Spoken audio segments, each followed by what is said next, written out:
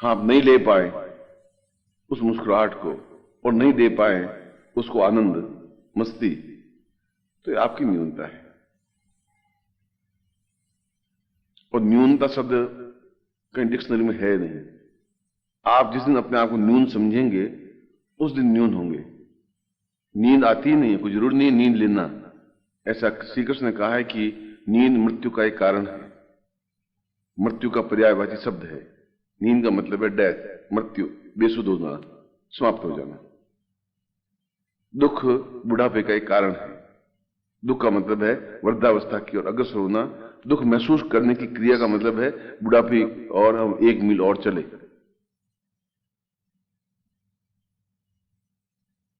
न आप दुख महसूस करें, क्योंकि दुख कोई चीज है ही नहीं। हम ये सोचें कि 6 बजे उठना बड़ा दुखदाई है, तो हम 6 बजे नहीं उठ पाएंगे। और हम 6 बजे उठ करके कितना आनंदप्रद चिड़ियों की चहचहाट सुन सकते हैं, कितना आनंद हवा की, शुद्ध हवा की सांस ले सकते हैं, कितनी मस्ती है, कितना एक आनंद है, कितनी एक उमंग है। तो शायद इससे बड़ा कोई सुख नहीं। और अब कौन 4 बजे उठे, 5 बजे उठे, स्नान करें, कौन 6 बजे पहुंचे, इससे बड़ा कोई दुख नहीं है। ये मन के विकार है, और ये मन के विकार आपको बुढ़ापे की ओर धकेलते हैं, और बुढ़ापा अपने आप में मृत्यु है। दिन भर जो मुस्कुराहट बिखेरता रहता है, उससे बड़ा उच्च कोटि का व्यक्तित्व भगवान कृष्ण भी नहीं है। इसे भगवान कृष्ण की कोई चीज हमें आकर्षित नहीं करती, उसकी मुस्कुराहट हमें आकर्षित करती है। वह खींचती है पूरी दुनिया को अपनी ओर, वह जोड़ती है अपने आप को दुनिया की ओर, और इसके कोई व्यय नहीं होता। बाजार में चीज मिलती नहीं, ये आपके पास है। और यदि काम नहीं करते हैं तो आपकी उम्र घटती ही है, बढ़ती नहीं है। जो काम में सतत चेष्टारत रहता है, लगा रहता है, वह बुढ़ापा प्राप्त कर ही नहीं पाता। चर्चिल जैसा व्यक्ति 92 साल की 92 साल की उम्र में 92 की उम्र में इंग्लैंड का मुख्यमंत्री, प्रधानमंत्री बना। जब यहां व्यक्ति मरने कब्र में पैर लटकाते हैं तब मुख्य प्रधानमंत्री बना, और उस 4 साल तक राज्य किया और इंग्लैंड को वापस ऊंचाई पे उठाया। हैमिल्टन 96 की उम्र में पहली बार टाइपराइटर सीखा और उसने कम से कम 10-12 उपन्यास लिखे 96 की उम्र में। मैरी पियर्स 93 की उम्र में पहली बार आविष्कार किया, नोबेल प्राइज प्राप्त किया। और 89 की उम्र में हमारे यहां के अहलूवालिया 92 की उम्र में, जिसकी एक टांग कट गई थी सेना में, वह हिमालय की सर्वोच्च चोटी पे चढ़ा लकड़ी की एक टांग के सहारे, और दिखा दिया कि 92 की उम्र भी बहुत जवान होती है। अंदर एक आग होनी चाहिए, और चेहरे पर एक मुस्कुराहट होनी चाहिए, और काम करने की लगन होनी चाहिए, और उस कार्य को ये सोचने अच्छे से अच्छा कार्य करके कैसे दिखाऊं। आप नहीं दिखाएं, ये आपकी न्यूनता है या विशेषता है, और आप दिखाएं, यह आपका अहोभाग्य है, सौभाग्य है। और जब यह विश्वास होता है तो फिर रोग आपके पास नहीं भटकता। फिर डॉक्टर अपने आप में असहाय हाथ मलते हुए रह जाते हैं कि यह ऐसा कैसे हो रहा है। उनको यह समझ में आ नहीं सकता, क्योंकि वो यंत्रों के अलावा को समझते नहीं, और हम यंत्रों को हाथ लगाते ही नहीं, मन के द्वारा सब कुछ कर लेते हैं। एक दूसरे से जुड़ जाते हैं, एक दूसरे को प्यार बांटते हैं, एक दूसरे को मुस्कुराहट बिखेरते हैं, और हम वह सब कुछ कर लेते हैं कि प्रत्येक कार्य को अच्छे से अच्छा करके दिखा देते हैं, लगे हुए धुन में, मस्ती के साथ 24 घंटे। और ऐसा लगता है कि जैसे ये सब एक ही परिवार के अभिन्न अंग हैं, जहां एक दूसरे के बिना कल्पना नहीं की जा सकती। एक अलग होता है तो छटपटा होती है कि वो आया नहीं, क्या हुआ। जब ऐसा भाव मन में आएगा तब काम करने का आनंद आएगा, तब एक अच्छा कार्य हो सकेगा, तब इससे भी कम लोग इससे भी ज्यादा अच्छा कार्य कर सकते हैं। तब पूरे विश्व में, पूरे देश में छा सकते हैं अपने ज्ञान के माध्यम से, पत्रिका के माध्यम से, चेतना के माध्यम से, विचारों के माध्यम से, भावनाओं के माध्यम से। और आप दिन भर छलछलाती हुई नदी की तरह, निर्मल जल की तरह, मुस्कुराहट बिखेरते हुए कृष्ण की तरह दिखाई दें, और आपको देख करके हम सब लोगों के चेहरे पर भी मुस्कुराहट आए और काम करने में जी लगे और काम तेजी के साथ करें, 10 लोगों का काम एक साथ कर सकें, ऐसी भावना आपके मन में उदय हो, ऐसा ही मैं आपको आशीर्वाद देता हूं और कल्याण कामना करता हूं।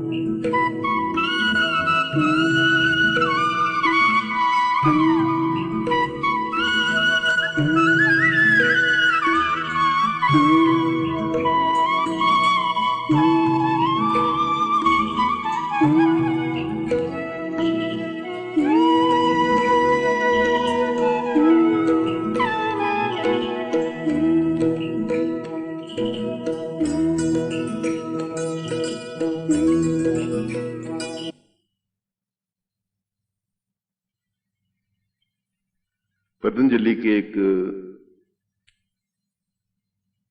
ग्रंथ जो विश्व विख्यात है वह है योग सूत्र। उन्होंने एक ही ग्रंथ लिखा,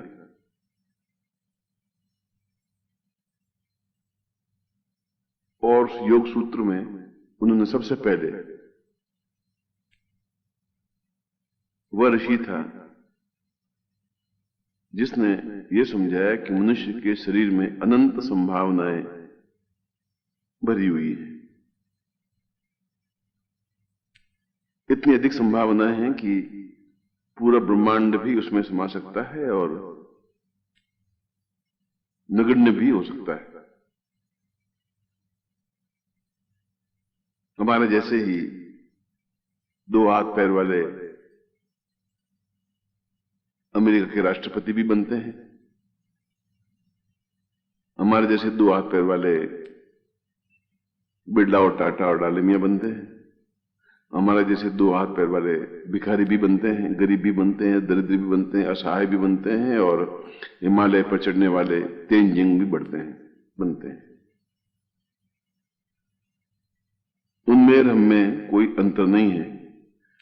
रूस का अनातोले इसमें 587 किलो वजन उठा लेता है, और हम 20 किलो वजन भी नहीं उठा सकते। 587 किलो वजन उठा लेना ये मामूली बात नहीं होती। एक अनंत संभावना है। मुझे याद है जब मैं बचपन में था तो पोस्ट ऑफिस नहीं थे। एक स्थान से दूसरे स्थान पर आदमी या तो पैदल चिट्ठियां ले जाता था या ऊंटों पर ले जाते थे राजस्थान में, और वो एक दिन में 8 घंटों में 100 किलोमीटर चिट्ठी पहुंचा देता था। 100 किलोमीटर चला जाता था। इन 8 घंटों में 100 किलोमीटर दौड़ते हुए चले जाना और आंफना नहीं।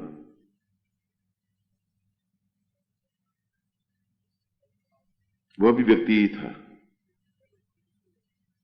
एक बार मुरादाबाद में मैं गया तो वहां, यदि आपको मुरादाबाद रहने वाले हो तो वहां एक पीली कोठी नाम से मशहूर है। उसका एक नौकर था,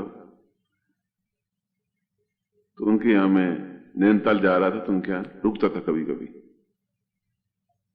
तो उनके पास तांगा बग्गी थी,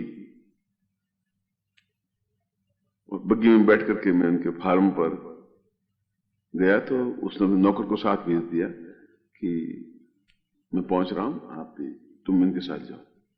और बग्गी का पाया पकड़ करके घोड़ा इतनी तेजी से दौड़ रहा था और वह भी उतनी ही तेजी के साथ, मैं तो बग्गी के ऊपर बैठा हुआ था, तेजी के साथ दौड़ रहा था।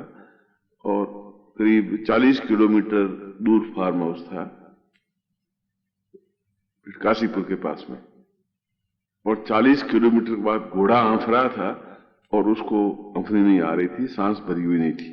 वह भी आदमी था। इसका मतलब हुआ कि मनुष्य में संभावनाएं अनंत हैं यदि वह उन संभावनाओं को एक निर्णयात्मक स्वरूप में, निश्चय रूप में बढ़ाने की इच्छा रखता हो। असंभव कोई कार्य है ही नहीं। असंभव हम मान लेते हैं। थकावट जैसी चीज संसार में है ही नहीं, थकावट हम मान लेते हैं। और न्यूनता जैसी कोई चीज होती नहीं, हम न्यूनता मान लेते हैं। हम सोचते हैं कि 2 घंटे काम कर लिए, थक गए हैं बस, बिल्कुल ये हम मान लेते हैं। शरीर नहीं थक सकता। अगर शरीर थकता तो फिर 40 किलोमीटर वो दौड़ नहीं पाता, बस 100 किलोमीटर 8 घंटे में दौड़ नहीं पाता, फिर 587 किलो वजन नहीं उठा पाता,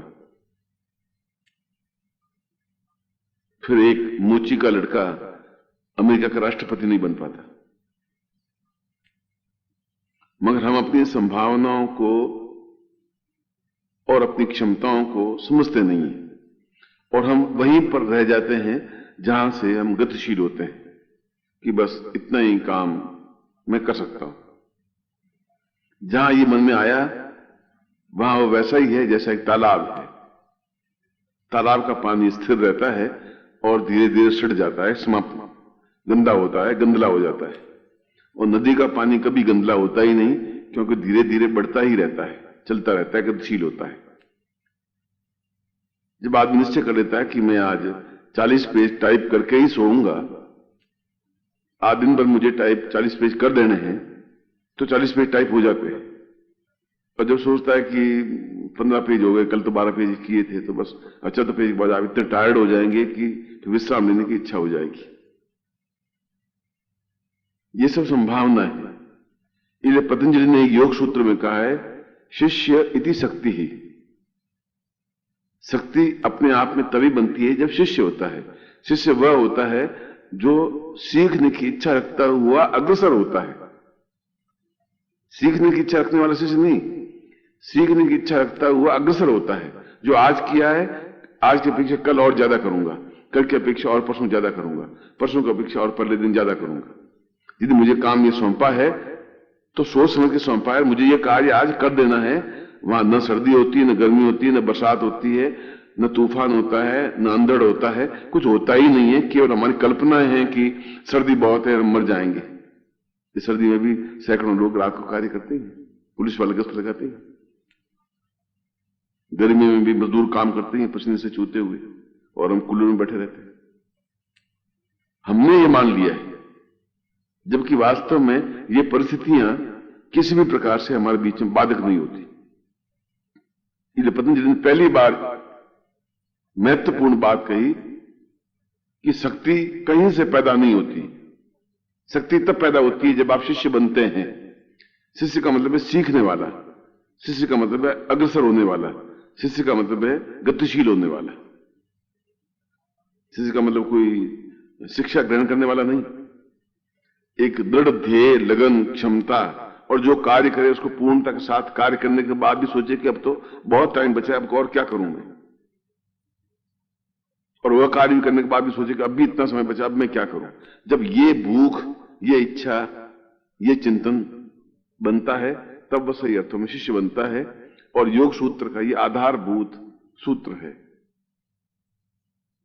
हम इस सूत्र को भूल गए हैं, इसलिए हम शिष्यता भी भूल गए, इसलिए हम गुरुत्व को भी भूल गए। गुरुत्व को इसलिए भूल गए हैं कि जब शिष्य है ही नहीं, जब शिष्य नहीं है तो गुरु जैसा कोई शब्द है ही नहीं। गुरु तभी शब्द बनेगा जब शिष्य बनेगा कोई चीज। जो रात होगी तभी तो दिन बनेगा। 24 घंटे अंधेरा ही अंधेरा रहेगा, दिन कहां से बनेगा, सूर्य कहां से उगेगा। हम क्या समझेंगे कि ये दिन है और ये रात है, डिफरेंस कैसा पैदा करेंगे। डिफरेंस पैदा कर ये करते हैं कि अंधेरा होता है उसको रात कहते हैं, जो उजाला होता है उसको दिन कहते हैं। इसलिए आपके मन में गुरुत्व जैसा शब्द नहीं है, इसलिए आपके मन में शिष्यत्व जैसा शब्द भी नहीं है। आपके मन में आलस्य है, प्रमाद है, छल है, झूठ है, और तिकड़मबाजी है, बदमाशी है, और जो न्यूनता है वे सब है, और उनको आपने गुण मान लिया है। और ये अवगुण आज से 10,000 साल पहले थे, ये अवगुण आज भी हैं, 10,000 साल भी इन चीजों को अवगुण ही कहेंगे। आप अपने आप को उसको गुण मान लें, ये आपकी श्रेष्ठता है या न्यूनता है।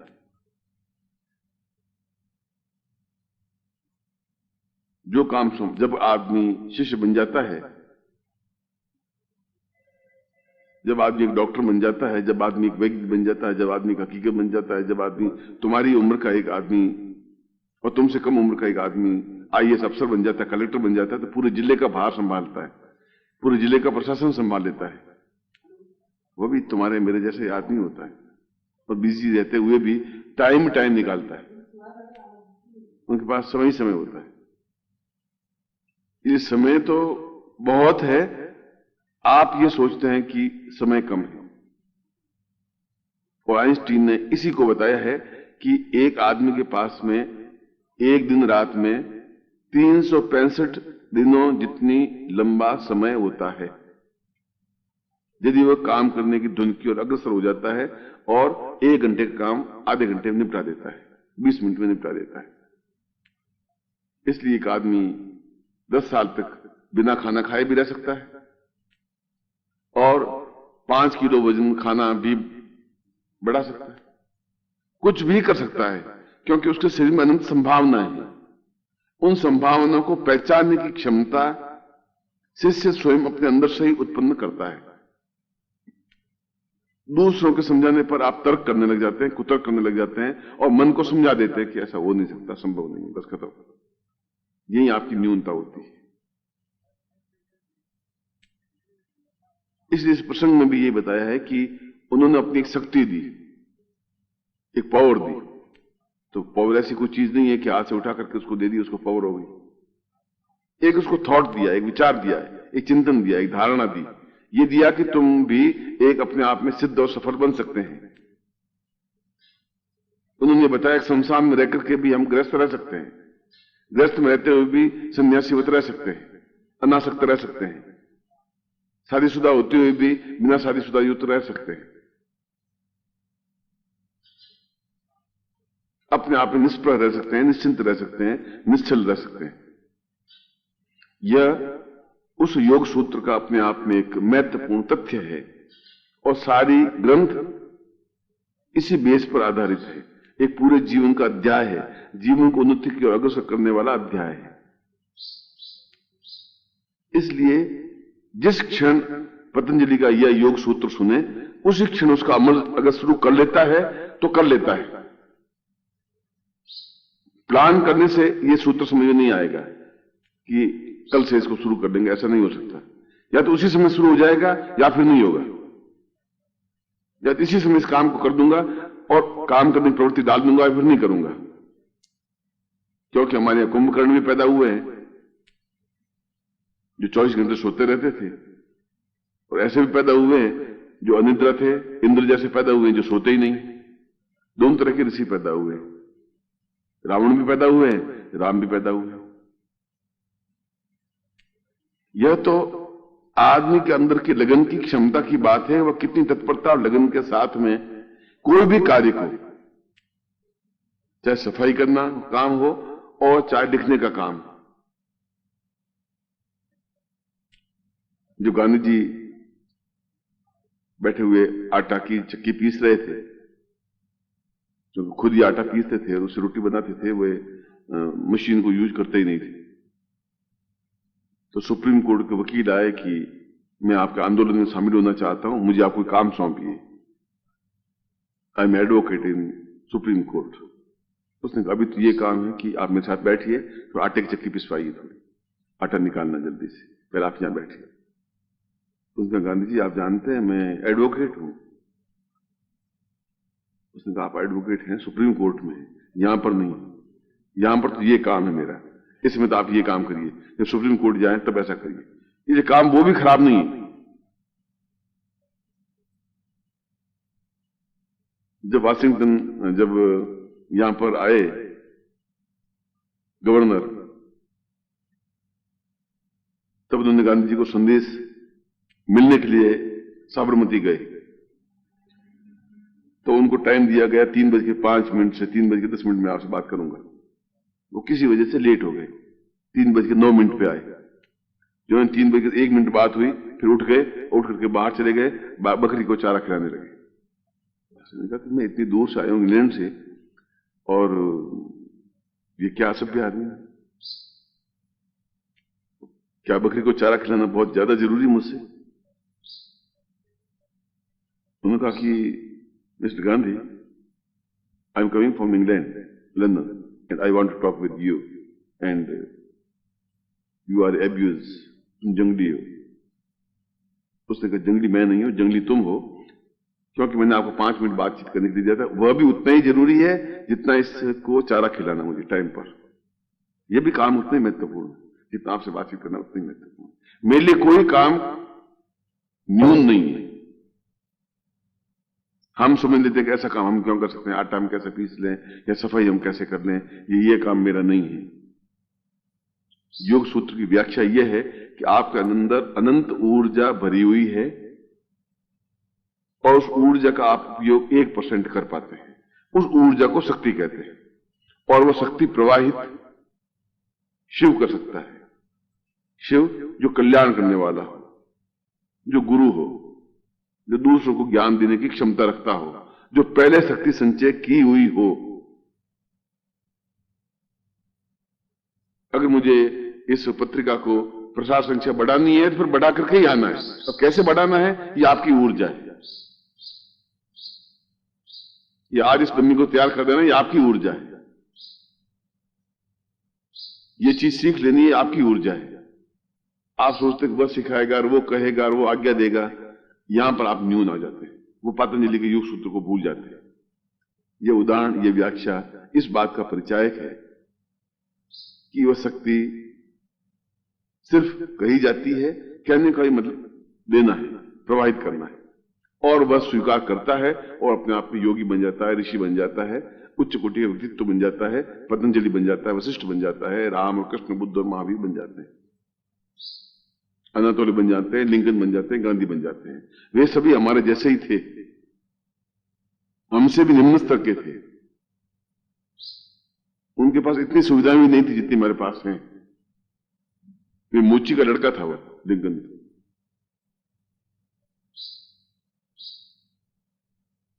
जीवन का प्रभाव हमारे लिए इस बात का साक्षी रहे कि हम हर क्षण पतंजलि के इस योग सूत्र को ध्यान में रखें कि हम प्रत्येक कार्य को सुव्यवस्थित तरीके से करें और दोष को दूसरे ऊपर नहीं डाल दें। हम कैसे कर सकते हैं, ये तो है ही नहीं हमारे पास, मैं क्या कर सकता हूं?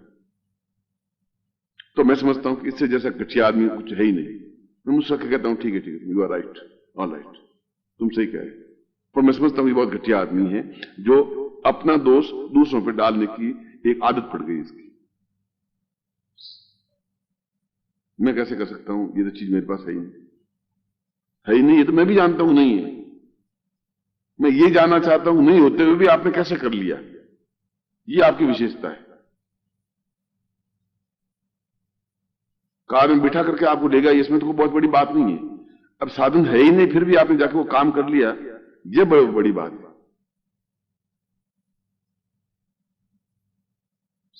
और ऐसे ही आप बने तो सही अर्थ में पतंजलि बन सकेंगे। तब इस उद्धरण का अर्थ आपको समझ में आ सकेगा, तब सही अर्थ में आप शिष्य बन सकेंगे, और तब मुझे वास्तव में प्रसन्नता हो सकेगी और आप ऐसा बनेंगे। ये प्रभात आपके जीवन का एक परिवर्तनकारी बनेगा। ऐसा ही मैं आपको आशीर्वाद देता हूं। आपकी कल्याण कामना। ओम परम तत्वाय नारायणाय गुरुभ्यो नमः। ओम ह्रीं मम प्राण देह रोम प्रतिरोम चैतन्य जाग्रय ह्रीं ओम नमः। ओम भूर्भुवः स्वः तत्सवितुर्वरेण्यं भर्गो देवस्य धीमहि धियो यो नः प्रचोदयात्।